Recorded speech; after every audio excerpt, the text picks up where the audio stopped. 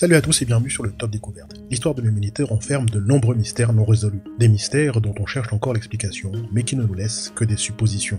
Du mystère de la colonie perdue de Roanoke à celui du miracle du soleil, en passant par l'incident du Dyatlov Pass, voici 7 des plus grands mystères de l'histoire. Mais avant de commencer, n'oubliez pas de vous abonner si ce n'est pas encore le cas, et de bien cliquer sur les notifications afin de ne rien manquer. C'est parti. Numéro 7, le miracle du soleil de Fatima.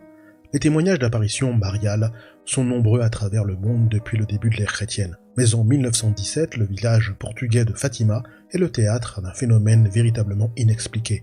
Durant l'année, à 5 reprises, 3 enfants bergers prétendent que la Vierge se présente à eux, promettant un miracle visible aux yeux de tous pour le 13 octobre. Le jour dit, plus de 50 000 personnes sont présentes pour assister au miracle du soleil. Selon les récits, à midi précise, la pluie cesse de tomber et un soleil nacré paraît brusquement. Il colore le paysage comme si sa lumière passait à travers les vitraux d'une cathédrale. Puis le disque solaire se met à tournoyer et semble tout à coup foncer vers la Terre. S'agit-il d'une hallucination collective? Les spectateurs ont assuré que les vêtements et le sol avaient instantanément séché quand le soleil s'était rapproché de la Terre. Évidemment, l'astre n'a pas pu bouger dans le ciel. Un phénomène météorologique a été envisagé, mais comment expliquer que 3 enfants illettrés l'aient prédit 3 mois auparavant?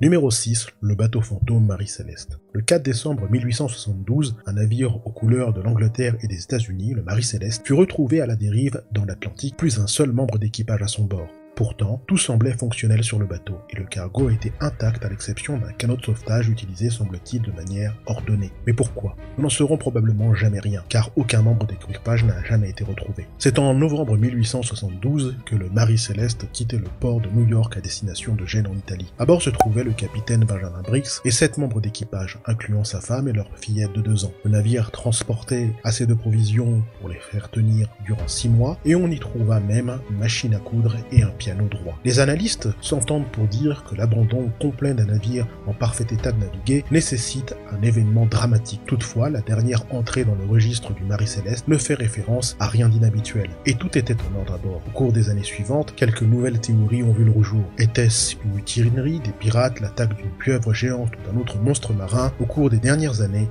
certains scientifiques ont suggéré que des vapeurs d'alcool à bord auraient pu causer une explosion qui, résultat d'une anomalie scientifique, n'aurait laissé aucune trace d'incendie, mais assez terrifiante pour qu'une évacuation rapide soit aussitôt envisagée.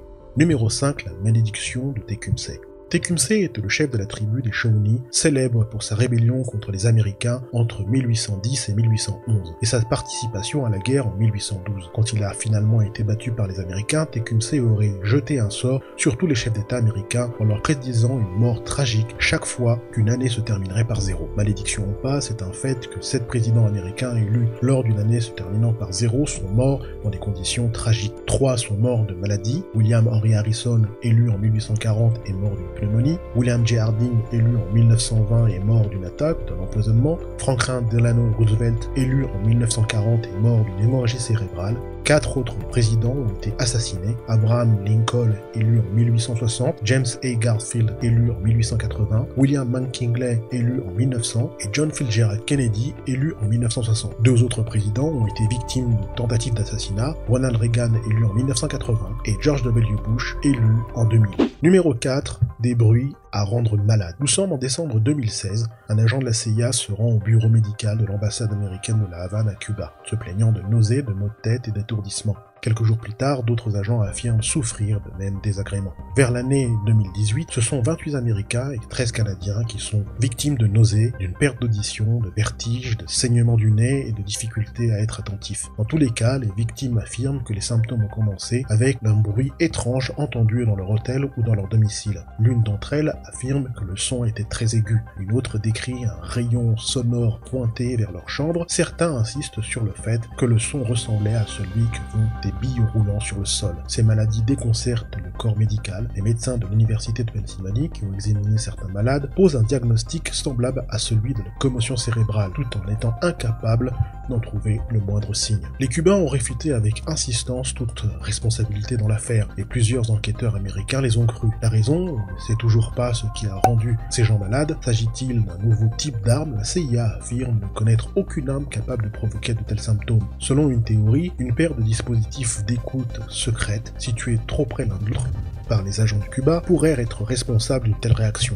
Toutefois, le FBI n'a rien trouvé qui prouve une telle affirmation. Numéro 3, les disparitions du phare des îles Flannan. C'est en 1900 que 3 employés du phare des îles Flannan, au large de la côte ouest de l'Écosse, ont disparu dans des conditions particulièrement étranges. Le phare était opéré par une équipe composée de 3 hommes, Thomas Marshall, James Ducat et Donald MacArthur, avec un 4e individu en relève. Le 26 décembre 1900, l'employé de relève se rendit au phare pour n'y découvrir personne. Seul élément indiquant quelque chose de suspect, une chaise de cuisine renversée au sol. Aucun corps ne fut retrouvé et les spéculations ont débuté. Noyades, enlèvement par des espions étrangers, bateaux fantômes, monstres marins, etc. Nous ne saurons probablement jamais ce qu'il s'est réellement passé en ce mois de décembre 1900 sur les îles Flannan. Numéro 2, l'incident de Dyatlov Pass.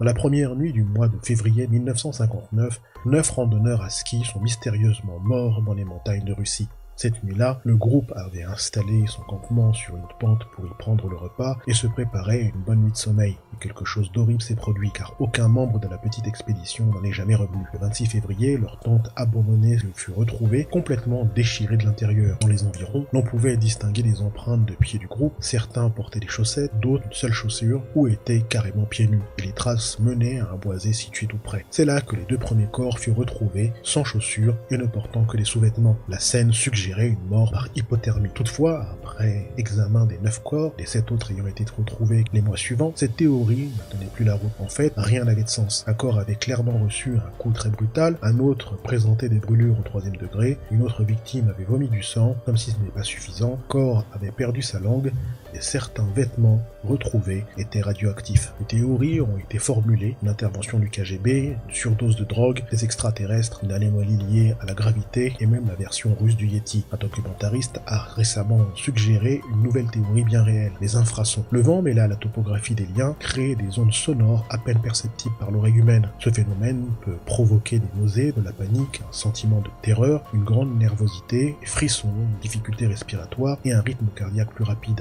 Un consensus apparaît dans tout cela, le fait que les tristes événements furent conséquence d'une force écrasante et possiblement inhumaine. Numéro 1, la colonie perdue de Roanoke. En 1587, John White menait un groupe d'explorateurs britanniques à la recherche d'une colonie anglaise installée sur l'île de Roanoke, qui fait partie d'un chapelet d'îles maintenant connu sous le nom de Outer Banks, en Caroline du Nord. White avait quitté la dite colonie 3 ans plus tôt pour revenir chercher des provisions. À son retour à Roanoke, il retrouvera l'endroit méticuleusement abandonné, les maisons et fortifications défaites avec soin. Avant son départ, il indiqua aux colons que s'ils étaient pris par force, ils devaient marquer un arbre adjacent par une croix. Aucune croix ne fut retrouvée. Seul indice, le mot Croateon, le nom d'une tribu locale alliée aux Anglais, inscrit sur un poteau. Roanoke tint pour acquis que la colonie s'était déplacée sur l'île de Croatoan, maintenant connue sous le nom de Hatteras. Selon certaines affirmations, les colons auraient été massacrés par la tribu Powhatan, mais aucune preuve archéologique ne prouve cette théorie, et un examen récent des sources révèle que le seul massacre survenu n'était pas celui-ci, mais celui d'un autre groupe de colons arrivés précédemment. D'autres théories affirment que les colons se sont simplement intégrés à la tribu Croatoan, mais aucune preuve génétique ne prouve la moindre descendance de la colonie anglaise.